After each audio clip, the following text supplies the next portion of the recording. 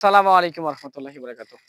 মূলা চাষ আমরা প্রায় দেখছি, কৃষকের সাথে কথা বলছি, প্রায় 10 কাঠা মাটিতে প্রায় 70 থেকে 80,000 যদি আবহাওয়া দাম মধ্যবর্তী পাওয়া হয়, আর ম্যানুয়ালি যদি যেটা দাম লাগে সেটা হলো প্রায় 50 থেকে 55,000 টাকা। তো আসলে আমরা পেয়ে গেছি একজন মূলা চাষীকে, যিনি মূলা চাষ করছেন এবং কি মূলা নিজেই নিড়ানি দিচ্ছেন, এবং একজন কৃষকের সাথে পরিচিত হই এবং ওনার কাছ থেকে শুনে। চাচা যদি একটু আসতেন এদিকে, আপনার একটু আসতেন, যে কেমন আছেন আপনি? হ্যাঁ, ভালো। তো ইনি একজন মূলা চাষী, যিনি অনেকদিন ধরে মূলা চাষ করছেন। তার সাথে কথা বলি।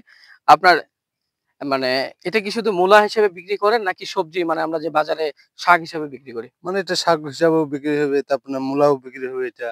২ টাই বেনিফিট। ২ টাই মানে বিক্রি এক ক্ষেত্রে ২ টাই হ্যাঁ, সুযোগ সুবিধা আমরা সুযোগ-সুবিধা পেয়ে পান। থাকি। তারপরে আপনার মানে ১০ কাঠা মাটিতে কত মন হতে পারে সর্বনিম্ন?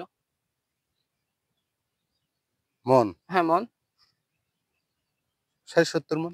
৭০ মন। ৭০ মন যদি আমরা ৳৮০০ করে পাই, নাকি? ৭ ৮ ৫৬, আপনার প্রায় ৳৫৬,০০০। এটা একটা ম্যানুয়াল বিষয়। আমরা তো জানি যে মূলা বেশ কয়েকবার সেল করা যায়। কয়েকবার উত্তোলন করা যায়। সেই পরিপ্রেক্ষিতে আ আপনার কেমন আসে? এটা কতদিন সময় লাগতে পারে? ৪০ দিন। ৪০ দিনের মধ্যে ১০ কাঠা মাটিতে আপনি পাচ্ছেন প্রায় ৳৫০,০০০। সেই সাথে এটা করার পরে আপনি কি লাগাবেন? আলু না অন্য কোনো? এরপর আলু। আলু। হুম। তার মানে আমরা যে মূলা চাষের ক্ষেত্রে একটা সবচেয়ে, আমরা আপনাদেরকে ইনফরমেশন দিই, একটা মূলা চাষ করলে পরবর্তীতে সেটা অনায়াসে আমরা কিন্তু আলু বা অন্যান্য ক্ষেত চাষ করতে পারি।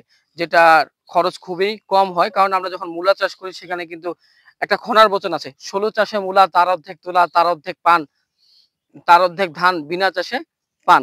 সো এই পরিপ্রেক্ষিতে যদি আপনি একবার মূলা চাষ করে ফেলেন, সেই সাথে আপনি কিন্তু তুলা বা আলুও চাষ করে ফেলতে পারবেন। সেটা অনায়াসে সহজলভ্য হয়ে যাবে।